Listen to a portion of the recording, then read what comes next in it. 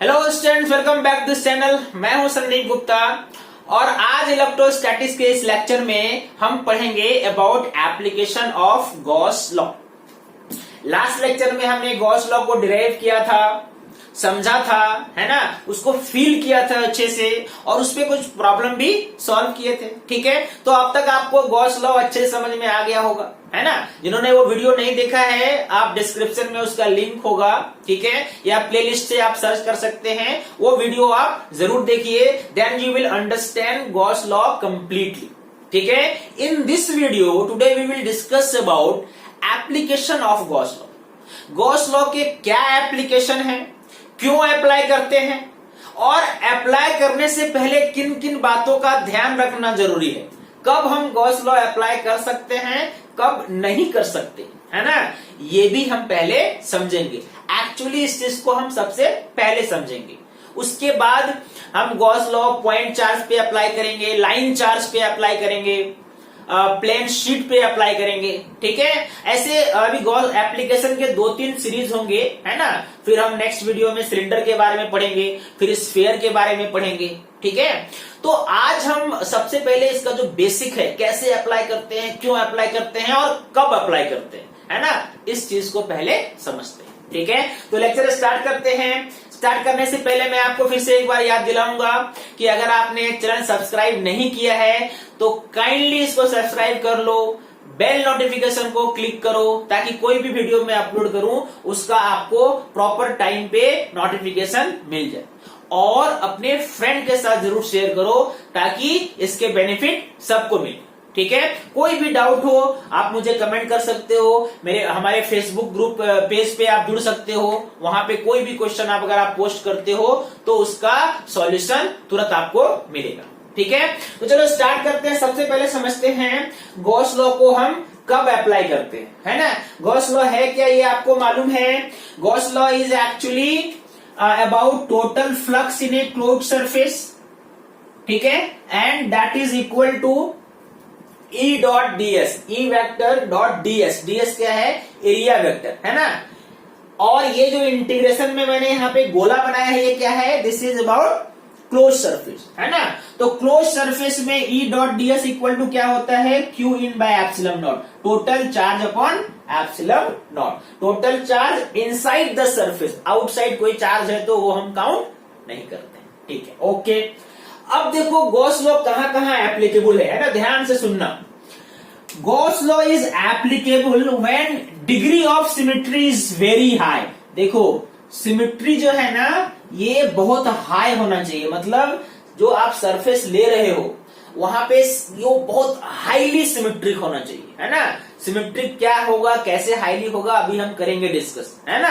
Symmetry 3 तरह से हो सकता है कि किसी का सिमेट्री स्फेरिकल हो, किसी का सिलिंड्रिकल हो या किसी का प्लेन हो, लेकिन जो भी सिमेट्री हो उसका डिग्री हाई होना चाहिए। ठीक है, अच्छा। और क्या क्या बातें, कब आप गॉस लॉ लगा सकते हैं, तो गॉस लॉ तब लगा सकते हो जब electric field at every point on the Gaussian surface, जो भी आपने गॉसियन सरफेस लिया है उसके हर पॉइंट पे इलेक्ट्रिक फील्ड या तो परपेंडिकुलर हो या तो टेंजेंशियल हो। ये याद रखना, जो भी हम गॉसियन सरफेस लेंगे, अभी हम करेंगे डिस्कस, उस गॉसियन सरफेस पे इलेक्ट्रिक फील्ड का डायरेक्शन या तो परपेंडिकुलर होगा और या तो टेंजेंशियल होगा, है ना। जब टेंजेंशियल होगा तो वहां पे फ्लक्स आपको 0 मिलेगा, क्योंकि यहाँ पे टेंजेंशियल में इन दोनों के बीच एंगल 90 हो जाता है और कॉस 90 0 होता है ना। ये सब बातें अभी हम समझेंगे, लेकिन ये बेसिक बातें आपको पहले मैं बता रहा हूं ताकि बाद में आपको दिक्कत नहीं होगी। तो इलेक्ट्रिक फील्ड क्या होना चाहिए गॉसियन सरफेस पे, परपेंडिकुलर या टेंजेंशियल, ओके। और magnitude of electric field at every point where it is perpendicular to the surface has a constant value। देखो जहां पे टेंजेंशियल है वहां पे तो फ्लक्स 0 होगा और जहां पे इलेक्ट्रिक फील्ड परपेंडिकुलर है वहां पे सब जगह हर पॉइंट पे, है ना, जहां जहां इलेक्ट्रिक फील्ड परपेंडिकुलर है हर पॉइंट पे इलेक्ट्रिक फील्ड सेम होना चाहिए। इसी को कहते हैं हाई डिग्री ऑफ सिमेट्री, जो मैंने आपको ऊपर लिखाया था। ठीक है, यही अगर ये ऐसा होता है यानी हाई डिग्री ऑफ सिमेट्री हो गया, मिल गया, और यहां पे आप गॉस लॉ लगा सकते हैं। ठीक है, तो हाई डिग्री ऑफ सिमेट्री मतलब जो भी आप गॉसियन सरफेस ले रहे हैं और जहां जहां इलेक्ट्रिक फील्ड परपेंडिकुलर है हर जगह इलेक्ट्रिक फील्ड का वैल्यू क्या होना चाहिए, सेम होना चाहिए। ठीक है, थोड़ा सा आपको हल्का कुछ समझ में आया। अभी आप देखो एग्जांपल से हम इसको और अच्छे से समझेंगे, है ना। अब जो मैंने ये गॉस लॉ आपको बताया कैसे अप्लाई करते हैं, अब हम इसको अप्लाई करेंगे, है ना। इसको अप्लाई करने के लिए ये जो इक्वेशन है इसको हम हर जगह यूज करेंगे और इससे हम क्या फाइंड करने का कोशिश करेंगे, electric field. That means Gauss law will be applied to find electric field intensity at a point. ठीक है, अब at a point due to कैसा चार्ज है वो हम अलग अलग एग्जाम्पल समझते हैं। ठीक है, इसको आप नोट कर लो, ये इंपॉर्टेंट है जानना। ओके, अब देखो सबसे पहला और सबसे सिंपल एग्जाम्पल लेते हैं कि electric field due to a point charge आप कैसे निकालते हैं। ठीक है, तो ये आप पहले पढ़ चुके हैं। You have applied Coulomb's law to find electric field due to a point charge, है ना। बट इसको हम गॉस लॉ से निकालेंगे, है ना, और इससे आपको वो कॉन्सेप्ट भी समझ में आएगा कि Coulomb's law, how Coulomb's law can be deducted using Gauss law. Actual में कूलम्स लॉ के पहले गॉस लॉ आया था, तो गॉस लॉ ही फंडामेंटल लॉ है, इसी से कूलम्स लॉ आता है। लेकिन हम अपनी सुविधा के हिसाब से जब पढ़ते हैं तो अच्छे से समझने के लिए हम कूलम्स लॉ पहले पढ़ लेते हैं। ठीक है, तो देखो मान लो कि एक प्लस क्यू चार्ज यहाँ पे आपने रखा है और इससे आर डिस्टेंस दूर पी पॉइंट पे, है ना, आपको इलेक्ट्रिक फील्ड इंटेंसिटी निकालना है। तो सबसे पहले एक सरफेस लोगे जो क्लोज, ताकि ये क्या बन जाए, एक क्लोज्ड गॉसियन सरफेस बन जाए। तो अगर इसको क्लोज करने के लिए, चूंकि पॉइंट चार्ज है, तो क्लोज करने के लिए क्या बनाओगे, चारों तरफ से क्लोज करने के लिए स्फीयर बनाओगे। ठीक है, गॉसियन सरफेस अभी जो आपने पढ़ा था गॉसियन सरफेस कैसा होना चाहिए, अभी आप इसको देखो प्रूफ करते हैं। तो गॉसियन सरफेस मैंने क्या लिया, मैंने इसका पॉइंट चार्ज का गॉसियन सरफेस ले लिया एक स्फीयर की तरह, ऐसे ले लिया मान लो। ठीक है, अब आप बोलोगे कि अगर ये स्फीयर है तो क्या ये गॉस लॉ हम लगा सकते हैं यहाँ पे, तो यहाँ पे हम गॉस लॉ लगा सकते हैं। क्यों लगा सकते हैं, क्योंकि ये दो जो पॉइंट मैंने आपको दो बताया था उन दोनों को ये सेटिस्फाई करता है। क्या सेटिस्फाई करता है, तो इस सरफेस में देखो ये कैसा है, ये सर्कल नहीं है, क्या है, स्फीयर है ना। तो किसी भी पॉइंट पे इलेक्ट्रिक फील्ड अगर आप निकालते हो तो इलेक्ट्रिक फील्ड किसी भी पॉइंट पे देखो कैसा होगा, है ना, ये इलेक्ट्रिक फील्ड ऐसा होगा। किसी भी पॉइंट पे आप निकालोगे इलेक्ट्रिक फील्ड तो इलेक्ट्रिक फील्ड किधर होगा, रेडियली आउटवर्ड, रेडियली आउटवर्ड। ठीक है, यानी ये अगर रेडियली आउटवर्ड है तो ये सरफेस पे क्या हुआ, परपेंडिकुलर। इस सरफेस पे किसी भी पॉइंट पे देखो, किसी भी पॉइंट पे जो सरफेस है उस पे इलेक्ट्रिक फील्ड क्या है, परपेंडिकुलर है। मैंने आपको वही समझाया था। ठीक है, कि इलेक्ट्रिक फील्ड क्या होना चाहिए, गॉसियन सरफेस पे परपेंडिकुलर होना चाहिए। और ये इस स्फीयर का हर पॉइंट, ठीक है, सेम डिस्टेंस पे है, यानी जो भी आपने डिस्टेंस लिया है सबका डिस्टेंस क्या है, आर है। ठीक है, यानी हर जगह इलेक्ट्रिक फील्ड किसी भी पॉइंट पे, सरफेस पे कोई भी पॉइंट ले लो, वहां पे इलेक्ट्रिक फील्ड का सेम वैल्यू है। यही दो कंडीशन है गॉसियन सरफेस का। फील्ड होना चाहिए परपेंडिकुलर, टेंजेंशियल भी हो सकता है, मतलब फील्ड या तो परपेंडिकुलर हो या टेंजेंशियल हो। तो यहाँ पे हर जगह क्या है, परपेंडिकुलर है। और चूंकि डिस्टेंस सेम है तो हर जगह इलेक्ट्रिक फील्ड का वैल्यू भी सेम है कि नहीं। तो अब ये गॉसियन सरफेस हो गया। अब गॉसियन सरफेस एक बार बन जाने के बाद आप गॉस लॉ अप्लाई कर सकते हो, और वो क्या है, वो है E dot ds equal to Q in by epsilon naught in a close surface. तो मान लो कि आपने यहाँ पे एक छोटा सा ds लिया, ऐसा है ना, इसका एरिया वेक्टर इस पे होगा परपेंडिकुलर। ये डायरेक्शन किसका है, ds का डायरेक्शन है, और यही डायरेक्शन यहां पे इलेक्ट्रिक फील्ड का भी है। दैट मीन्स इलेक्ट्रिक फील्ड और एरिया वेक्टर में कोई एंगल नहीं है। एंगल क्या है, 0 डिग्री है। यानी जब आप यहां पे इसको लिखेंगे तो ये क्या हो जाएगा, E ds cos 0 is equal to Q in by epsilon naught. cos 0 1 हो गया, E कांस्टेंट है तो E को बाहर ले आओ, है ना। ये क्या हो गया, ds is equal to Q in by epsilon naught, यानी ये एरिया का इंटीग्रेशन है।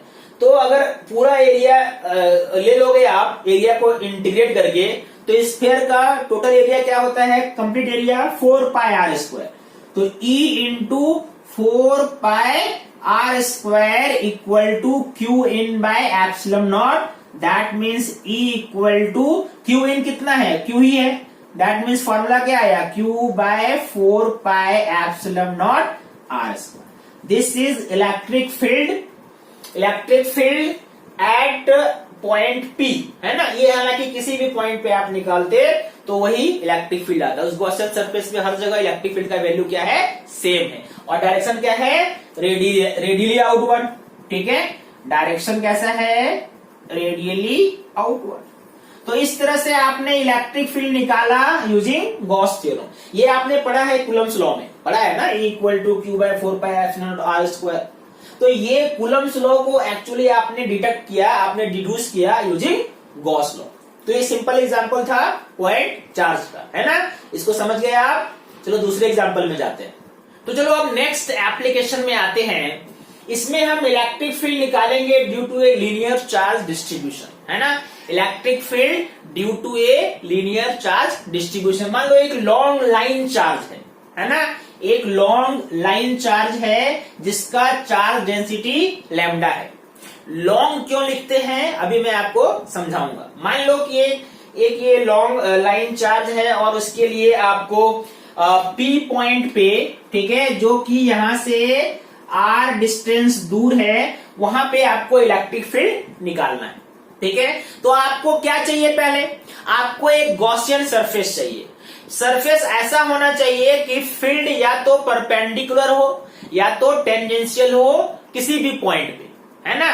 और जहां पे परपेंडिकुलर है वहां पे डिस्टेंस क्या होना चाहिए, वहां पे इलेक्ट्रिक फील्ड क्या होना चाहिए, हर जगह सेम होना चाहिए। अब देखो मैं एक बनाता हूं और आप देखना कि ये कंडीशन, दो कंडीशन जो है ये सेटिस्फाई हुआ या नहीं। मान लो कि मैंने एक सिलेंडर बनाया, ठीक है। अगर मैंने एक सिलेंडर बनाया ऐसे जिसका रेडियस R है, ठीक है, कितना रेडियस है, ये रेडियस R है। अब आप अगर ध्यान से देखो तो इसका मान लो ये बेस भी ऐसे बनाते हैं, चलो समझ में आएगा अच्छे से, ठीक है। अब देखो ध्यान से, तो चूंकि ये प्लस चार्ज है तो किसी भी पॉइंट पे, यहां पे आप देखोगे तो फील्ड कैसा होगा, किसी भी पॉइंट पे फील्ड परपेंडिकुलर है। इधर देखो, है ना, ये जो सरफेस है, जो कर्व सरफेस है, वहां पे फील्ड क्या है, परपेंडिकुलर, ठीक है। ओके, किसके परपेंडिकुलर, सरफेस के परपेंडिकुलर, है ना। सरफेस के, जब मैं सरफेस बोलता हूं तो आप मान लो कि जो भी मैंने सरफेस, यहाँ पे दो तरह का सरफेस है, यहाँ पे कौन सा सरफेस है, कर्व सरफेस और ये प्लेन सरफेस। अच्छा, यहां पे देखो जो ऊपर है बेस या नीचे बेस पे देखोगे तो यहां पे फील्ड जो है वो टेंजेंशियल है। फील्ड कैसा है, टेंजेंशियल फील्ड है कि नहीं। इन दो जगह फील्ड क्या है, टेंजेंशियल, और ये परपेंडिकुलर। तो वो सिचुएशन आ गया, है ना, यानी कंडीशन वही था ना, इधर परपेंडिकुलर और टेंजेंशियल, यानी यहाँ पे परपेंडिकुलर भी आ गया और टेंजेंशियल भी आ गया। मतलब ये कैसा सिमेट्री बना, और सिमेट्री बना कि नहीं इसके लिए आप देख लो, क्योंकि R डिस्टेंस पे है तो जहां पे परपेंडिकुलर फील्ड है वहां पे सब जगह फील्ड क्या होगा, सेम होगा। ये जो सरफेस आपको दिख रहा है, किसी भी पॉइंट पे आप फील्ड निकालोगे सेम आएगा, क्योंकि डिस्टेंस क्या है, R है। तो हाई डिग्री ऑफ सिमेट्री मिल गया। यही तो कंडीशन है ना। ओके, अब आप बोलोगे लॉन्ग क्यों लिया सर आपने, तो अगर लॉन्ग नहीं लेते तो इस पॉइंट पे, हर पॉइंट पे फील्ड इक्वल होगा ये जरूरी नहीं है ना। अगर आपने एक लिमिटेड इतना लेंथ ले लिया होता, ठीक है, तो इसके हर पॉइंट पे फील्ड यहां पे किसी भी पॉइंट पे सरफेस में, गॉसियन सरफेस में 0 होगा, ये जरूरी नहीं है। इसलिए हम इसको इतना ज्यादा बड़ा ले लेते हैं कि ये जो डिस्टेंस ये ऊपर और नीचे इतना डिस्टेंस है कि आप मान सकते हो कि इस गॉसियन सरफेस में हर जगह फील्ड क्या है, इक्वल। ठीक है, तो लॉन्ग या इनफाइनाइटली ये जो वर्ड रहता है गॉस लॉ के एप्लीकेशन में, ये इसलिए रहता है क्योंकि हाई डिग्री ऑफ सिमेट्री आपको मिल जाए, यानी गॉसियन सरफेस के हर पॉइंट पे जहां पे फील्ड परपेंडिकुलर है तो उसका फील्ड का वैल्यू सेम होना चाहिए। ठीक है, ओके। तो चलो अब ये सिमेट्री तो हो गया। अब यहाँ पे मुझे गॉस लॉ अप्लाई कर सकते हैं, उसके सारे कंडीशन यहाँ पे आपने फुलफिल कर लिए। ठीक है, और वो कंडीशन गॉस लॉ है क्या, वो है E dot ds equal to total charge in by epsilon naught. मान लो ये जो सिलेंडर आपने लिया है इसका लेंथ L है, हालांकि लेंथ मैटर नहीं करेगा बट फिर भी चलो मैंने लिखा। ठीक है, ओके। अब इस लॉ को यूज करो यहाँ पे, हाँ तो कुछ नहीं है, सिंपल सा है ये। अब आप देखोगे यहाँ पे दो फील्ड है, ये दो सरफेस है। इस सरफेस पे देखो, इस सरफेस का एरिया वेक्टर इधर है ना, इस सरफेस का एरिया वेक्टर ऊपर है और फील्ड टेंजेंशियल है, मतलब एंगल क्या हो गया 90 डिग्री। यहाँ पे देखो इसके लिए एरिया वेक्टर किधर है, परपेंडिकुलर, इस तरफ एरिया वेक्टर है। ठीक है, ये S1, तो ये दोनों का एरिया सेम है। इन दोनों के बीच भी एंगल क्या है 90। तो जहां पे टेंजेंशियल फील्ड होगा वहां पे फ्लक्स क्या होता है 0। मैंने पहले बताया था, क्यों, क्योंकि एरिया वेक्टर और फील्ड के बीच एंगल कितना है 90 डिग्री। यानी जो भी फील्ड मिलेगा वो यहां मिलेगा। यहां पे देखो, यहां पे एरिया वेक्टर भी इधर है और फील्ड भी उधर है, मतलब फील्ड में और एरिया वेक्टर में कोई एंगल नहीं है। यानी फ्लक्स जब निकालेंगे तो किस सरफेस का निकालेंगे, ओनली कर्व सरफेस। ये जो प्लेन सरफेस है वहां पे फ्लक्स क्या है 0। यानी ये जब आप लगाएंगे, ठीक है, अगर मान लो आपने इसके लिए फ्लक्स 0 कर दिया तो सिर्फ ये सरफेस बचेगा, और इस सरफेस पे आपने अगर लगाया तो ये क्या हो जाएगा, E चलो बाहर है, ds जो हम ds लिखेंगे उसमें बस कर्व सरफेस का एरिया हम लेंगे, है ना। और चूंकि cos 0 डिग्री है इसलिए मैंने वो cos 0 1 लिखा, है ना। एकदम आराम से समझो इसको। इक्वल टू Q इन, अब यहां से यहां तक कितना चार्ज है वो बताओ। चार्ज डेंसिटी है लैम्डा। चार्ज डेंसिटी क्या है, लैम्डा। लैम्डा चार्ज डेंसिटी, इसका मतलब क्या हुआ, इसका मतलब हुआ length, sorry charge upon length. क्या मतलब हुआ, चार्ज अपॉन लेंथ। तो अगर आपको L लेंथ में कितना चार्ज चाहिए तो डेंसिटी से मल्टीप्लाई कर दो, यानी चार्ज अपॉन लेंथ इंटू जो लेंथ आपको चाहिए। यानी चार्ज कितना है, लैम्डा इंटू L। आपके गॉसियन सरफेस पे कितना चार्ज है, lambda into L by epsilon naught. अब मुझे बताओ ये एरिया किसका लेना है, तो मैंने आपको बताया ओनली कर्व सरफेस का एरिया चाहिए, प्लेन सरफेस का एरिया नहीं चाहिए क्योंकि वहां पे फ्लक्स 0 है। तो कर्व सरफेस का एरिया क्या होता है सिलेंडर में, ये होता है 2 पाई r l, ये होता है ना। This is the formula for area of curve surface in a cylinder, है ना। ये क्या बनाया है आपने, सिलिंड्रिकल प्लेन बनाया है, okay. Equal to lambda L by epsilon naught, L cancel, यानी इलेक्ट्रिक फील्ड का वैल्यू आया lambda by 2 pi epsilon naught r।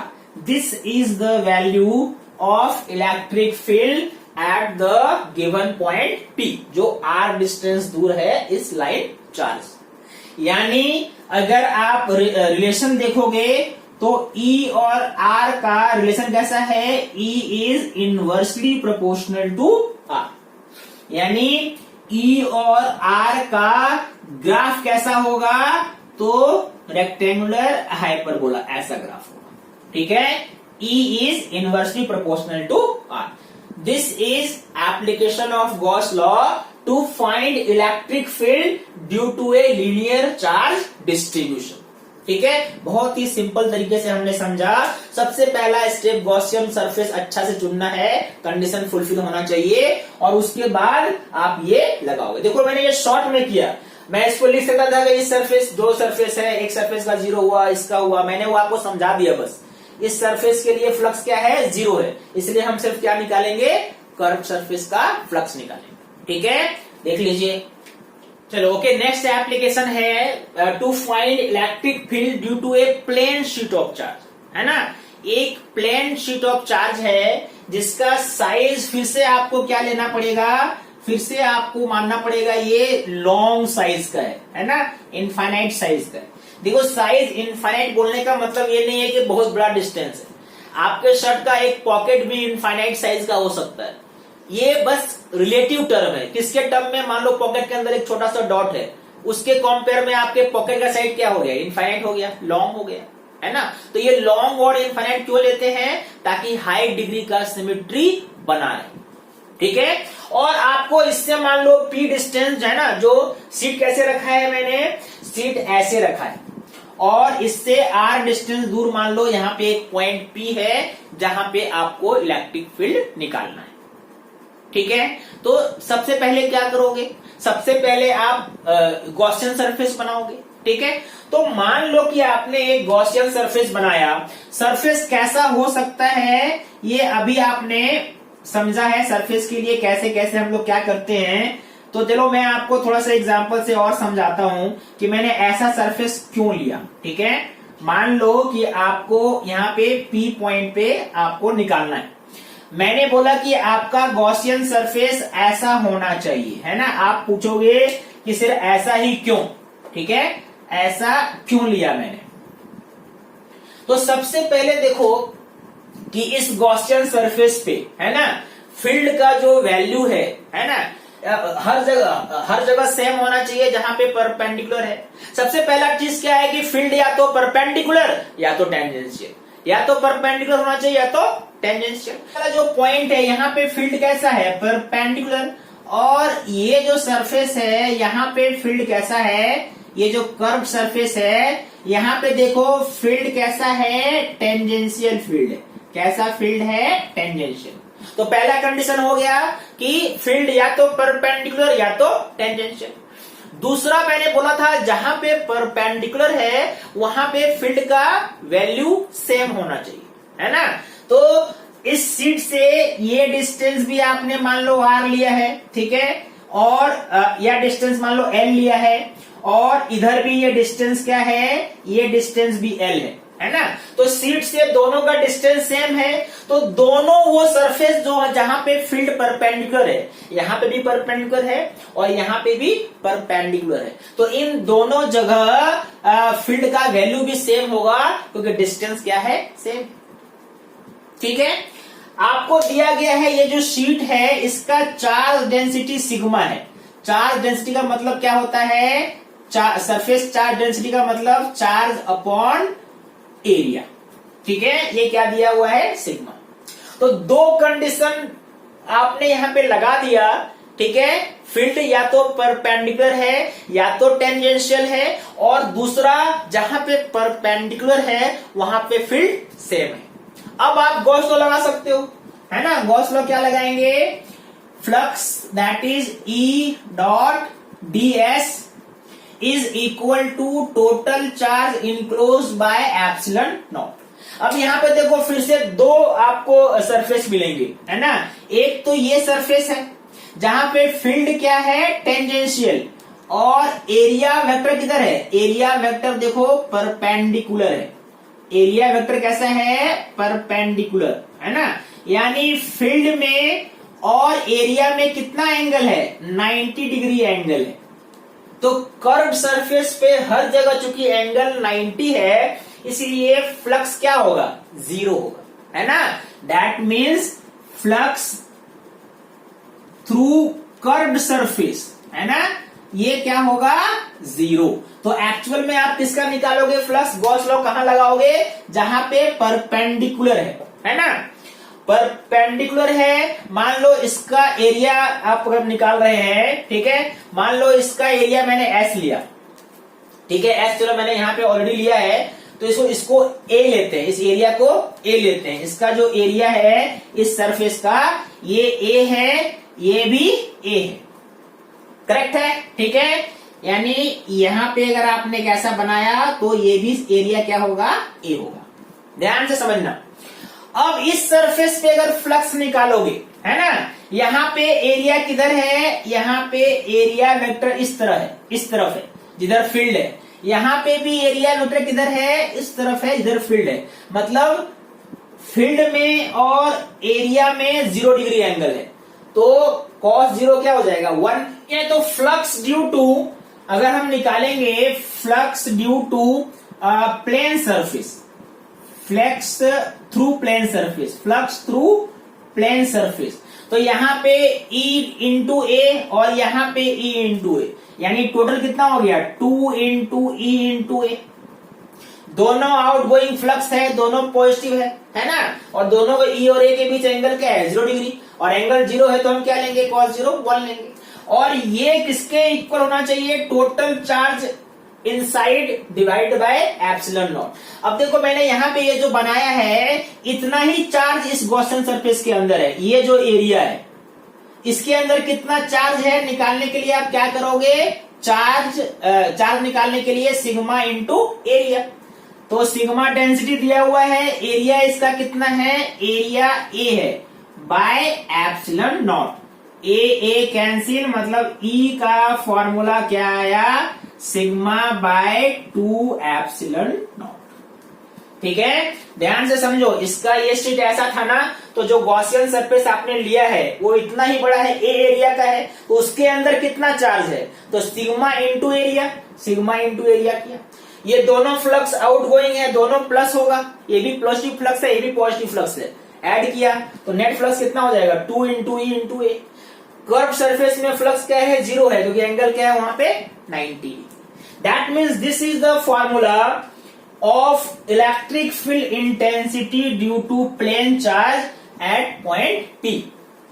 ध्यान से देखो तो यहाँ पे ये डिस्टेंस L तो आया ही नहीं, कहीं आया क्या, यानी कितना भी डिस्टेंस पे आप निकालो वहां पे फील्ड का वैल्यू सेम रहेगा, डिस्टेंस पे डिपेंड करता ही नहीं है। करता है क्या, नहीं करता है। यानी कंक्लूजन में अगर मैं नोट में ऐसा लिखूं कि इलेक्ट्रिक फील्ड इज इंडिपेंडेंट, है ना, independent of the distance between point जहां पे आपको निकालना है and long plane sheet of charge. ठीक है, अगर ये इनफाइनाइटली लॉन्ग है, अगर ये बड़ा है ना, इनफाइनाइटली लॉन्ग प्रैक्टिकल लाइफ में कुछ नहीं होता, मतलब ये शीट्स के ये जो डिस्टेंस है इसके कंपेयर में इसका साइज बहुत बड़ा है। ठीक है, उस कंडीशन में शीट का, अगर मान लो ये शीट है तो वहां यहां पे भी वही फील्ड होगा, यहां भी यही फील्ड होगा, यहां पे भी वही फील्ड होगा, नजदीक भी आएंगे तो वही फील्ड होगा। ठीक है, that means distance of point from the sheet does not matter, है ना, और वो वैल्यू कितना आता है फील्ड का, सिग्मा बाय 2 एप्सिलॉन, है ना। ध्यान से देखो। ओके, आपने जो अभी प्लेन शीट के बारे में पढ़ा, या उसको थिन प्लेट समझो आप, है ना, थिन प्लेट के बारे में पढ़ा, उसका बहुत इंपॉर्टेंट एप्लीकेशन है ना। इसके पहले कि हम गॉस लॉ के एप्लीकेशन आगे पढ़ें, इस प्लेन शीट के बारे में मैं थोड़ा सा आपको और इसके जो स्पेशल केसेस हैं वो बताता हूं, है ना। देखो, आपको इससे एक बहुत ही अच्छा कॉन्सेप्ट समझ में आएगा। मान लो आपके पास 2 थिन पैरेलल प्लेन शीट है ना, आइडेंटिकल चार्ज डेंसिटी। कहने का मतलब क्या है कि आपके पास 2 आइडेंटिकल शीट है ना, इसको आप प्लेट मान लीजिए, है ना, ये भी आपका प्लस, है ना, इसका मान लो चार्ज डेंसिटी है प्लस सिग्मा 1, और एक और ले लो आप प्लेन शीट जो इसके पैरेलल रखा है आपने। ठीक है, और इसका भी चार्ज डेंसिटी सेम है ना, और सेम नेचर का है, इसका मान लो प्लस सिग्मा 2, और आपको इलेक्ट्रिक फील्ड निकालना है। तो इलेक्ट्रिक फील्ड निकालोगे तो तीन कंडीशन, तीन रीजन हो सकता है। एक दोनों प्लेट के लेफ्ट, दूसरा हो सकता है दोनों प्लेट के बीच में, और तीसरा हो सकता है दोनों प्लेट के राइट साइड में, है ना। मान लो पॉइंट कहीं पे भी हो सकता है। तो अगर इस पॉइंट पे देखो, मान लो यहां पे आपने P पॉइंट लिया, तो चूंकि ये प्लस चार्ज है तो इसका भी फील्ड इधर होगा, और कितना होगा, तो अभी आपने पढ़ा है इसका फील्ड कितना हो जाएगा, सिग्मा 1/2 एप्सिलॉन। इसके भी ये लेफ्ट साइड में ये भी प्लस है, तो इसके कारण जो यहाँ पे फील्ड होगा वो भी इधर होगा, और वो कितना होगा, सिग्मा 2/2 एप्सिलॉन नॉट। ये पॉइंट मैंने कहीं पे भी लिया, अभी मैंने आपको समझाया था कि पॉइंट का डिस्टेंस मैटर नहीं करता, इसलिए मैंने पॉइंट अलग इस लेफ्ट साइड में कहीं पे भी लिया। वैसे ही इन दोनों के बीच में भी कहीं पे भी अगर आपने एक पॉइंट P लिया, तो इसका देखो, इसका फील्ड इस तरफ होगा, और ये कितना होगा, सिग्मा 1/2 एप्सिलॉन नॉट, और इसका इधर होगा, और ये क्या होगा, sigma 2/2 epsilon not, opposite direction में। ठीक है, ओके। 3 इस पॉइंट पे देखो, तो इस पॉइंट पे कहीं पे भी अगर आपने पॉइंट P लिया तो दोनों का राइट डायरेक्शन में ही होगा। एक का होगा सिग्मा 1/2 एप्सिलॉन नॉट, और एक का होगा सिग्मा 2/2 एप्सिलॉन। यानी अगर आप नेट फील्ड निकालते हो, है ना, नेट फील्ड इन रीजन 1, ठीक है, यहां पे अगर आप निकालते हो तो यहां पे ये कितना निकलता है बताओ, ये निकलेगा sigma 1/2 epsilon not plus sigma 2/2 epsilon not, और डायरेक्शन क्या है, टुवर्ड्स लेफ्ट। आप चाहो तो लेफ्ट को नेगेटिव लिख सकते हो। वैसे ही अगर आप निकालते हो ई नेट इन रीजन 2, ठीक है, अगर आप 2 में निकालोगे तो 2 पे कितना निकलेगा, यहां पे देखो अब ये माइनस करना पड़ेगा, इसको आपने प्लस माना है, इधर आपने माइनस लिया है, तो ये क्या हो जाएगा, sigma 1/2 epsilon not, sigma 2/2 epsilon not. ठीक है, this will be the net electric field. ठीक है, अगर आपने 1/2 एप्सिलॉन नॉट कॉमन ले लिया तो सिग्मा 1 माइनस सिग्मा 2।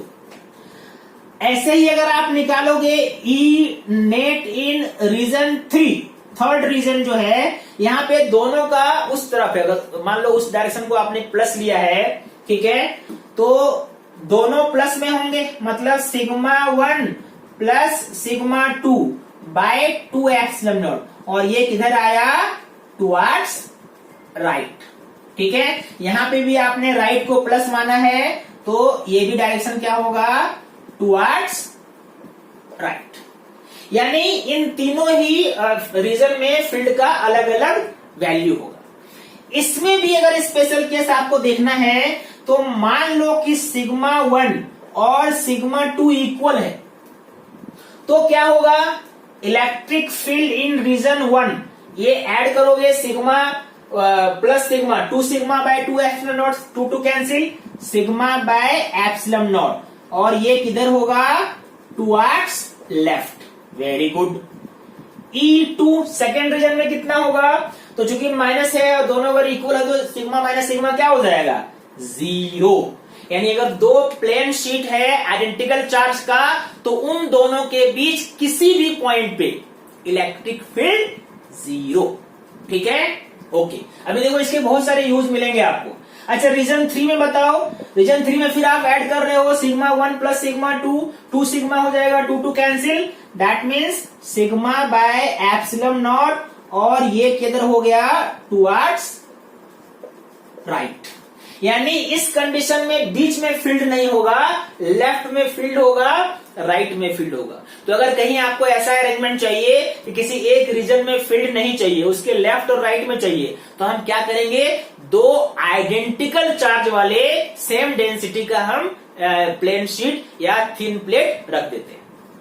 ठीक है, अब देखो अगर आइडेंटिकल नहीं हुआ, अपोजिट चार्ज हुआ, एक प्लस हुआ और एक माइनस हुआ, है ना, उसका क्या यूज, उसका बहुत इंपॉर्टेंट यूज है ना। देखो ओके, अब मान लो कि दो थिन प्लेट हैं जो जिनका चार्ज डेंसिटी इक्वल है लेकिन अपोजिट नेचर में अपोजिट है, मतलब एक पॉजिटिवली चार्ज है और एक नेगेटिवली चार्ज है। दोनों का चार्ज डेंसिटी मैंने सेम लिया, प्लस सिग्मा माइनस सिग्मा, ठीक है। इस बार इसमें भी 3 रीजन लिया, एक 1 जो दोनों के लेफ्ट में है, 2 जो दोनों के बीच में है और 3 जो दोनों के राइट में है। अब मुझे जल्दी से बताओ, अगर मान लो आपने यहाँ पे एक पॉइंट पी लिया, ठीक है, तो इसका फील्ड किधर होगा, क्योंकि प्लस चार्ज है तो इससे दूर मतलब इधर होगा, और ये कितना होगा, सिग्मा बाय 2 एप्सिलॉन नॉट। ये नेगेटिव चार्ज है तो इसके कारण किधर होगा, अट्रैक्ट करेगा, है ना, यानी फील्ड किधर होगा, राइट की तरफ होगा, और इसका ही वैल्यू वही होगा, सिग्मा बाय 2 एप्सिलॉन नॉट, क्योंकि डिस्टेंस पे डिपेंड करता नहीं है ना। तो दोनों का फील्ड कितना हुआ, sigma bye 2 epsilon not, sigma bye 2 epsilon not. Opposite direction में मतलब एक्चुअल में नेट फील्ड क्या हो गया, 0। इस इधर थर्ड में भी देखो, थर्ड में क्या होगा, अगर ये प्लस है तो इधर इसका फील्ड होगा और ये कितना होगा, सिग्मा बाय 2 एप्सिलॉन नॉट। ये माइनस है तो ये अट्रैक्ट करेगा कितना, सिग्मा बाय 2 एप्सिलॉन नॉट। दोनों इक्वल है तो यहाँ पे भी ई नेट क्या हो गया, 0। लेकिन इन दोनों के बीच में कहीं पे लो, मान लो आपने पॉइंट यहाँ पे लिया, तो ये प्लस जो है ये रिपेल करेगा किस फोर्स से, सिग्मा बाय 2 एप्सिलॉन नॉट, ये फील्ड हो गया, और ये माइनस है तो ये भी इधर ही अट्रैक्ट करेगा, यानी फील्ड किधर, इसके लिए भी कितना हो गया, सिग्मा बाय 2 एप्सिलॉन नॉट। अब देखो इन दोनों सेम डायरेक्शन में है, यानी ई नेट कितना हो जाएगा, सिग्मा बाय एप्सिलॉन नॉट, और डायरेक्शन किधर, प्लस वाले प्लेट से माइनस वाले प्लेट किधर। यानी इसका कंक्लूजन क्या है, तो कंक्लूजन है कि लेफ्ट साइड में, है ना, दोनों के लेफ्ट साइड में फील्ड 0 है, ओके। दोनों के राइट साइड में भी फील्ड क्या है, 0 है। फील्ड कहाँ है, field only between the sheets है, और ये कितना है, सिग्मा बाय एप्सिलॉन नॉट। तो कहीं पे अगर आपको ऐसा अरेंजमेंट चाहिए कि दो फील्ड के बीच में, है ना, दो शीट के बीच में फील्ड चाहिए, बस यहाँ पे फील्ड चाहिए, न तो इसके लेफ्ट में चाहिए न तो इसके राइट में चाहिए, ठीक है। यानी इन दोनों के बीच में अगर आपको फील्ड चाहिए तो क्या करोगे, और वो फील्ड यूनिफॉर्म चाहिए, मतलब पॉइंट पे ऐसा नहीं कि हर पॉइंट पे अलग होगा, इन दोनों के बीच फील्ड एकदम यूनिफॉर्म फील्ड चाहिए।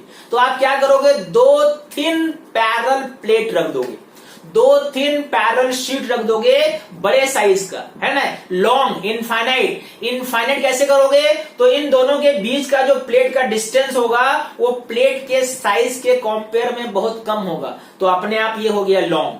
तो ये दो अगर शीट को बहुत कम डिस्टेंस से आपने सेपरेट किया तो इन दोनों के बीच में इलेक्ट्रिक फील्ड स्टोर रहेगा। इलेक्ट्रिक फील्ड मतलब क्या, इलेक्ट्रिक एनर्जी, तो इलेक्ट्रिक एनर्जी स्टोर रहेगा। और यही कॉन्सेप्ट आप यूज करते हैं किसमें, कैपेसिटर्स में, जो आप आगे पढ़ेंगे। वहां पे आप देखोगे हम 2 प्लेट रख देते हैं, ठीक है, एक पॉजिटिव प्लेट और एक नेगेटिव प्लेट। इन दोनों को ये जो डिस्टेंस है ये बहुत कम होता है प्लेट के एरिया के साइज में, इसलिए इस प्लेट को आप लॉन्ग प्लेट मान सकते हो। ये क्या करता है, ये इलेक्ट्रिक फील्ड स्टोर रखता है, और वो इलेक्ट्रिक फील्ड कहां मिलेगा, only between the plates, left और राइट में नहीं मिलेगा। यानी ये इलेक्ट्रिकल एनर्जी को स्टोर करके रखेगा दोनों प्लेट के बीच, ठीक है। यही कॉन्सेप्ट हम लोग यूज करते हैं वहां पे, जो मैंने आपको अभी बताया, ठीक है। तो गॉस लॉ का एप्लीकेशन आपने समझा कैसे करते हैं, 2-3 एग्जांपल भी हमने डिस्कस किए। अगले लेक्चर में मैं आपको बताऊंगा कि गॉस लॉ को सिलेंडर में और स्फीयर में हम कैसे अप्लाई करेंगे। तब तक आप इसको रिवाइज कीजिए और इस पे बेस्ड क्वेश्चन सॉल्व कीजिए, ओके।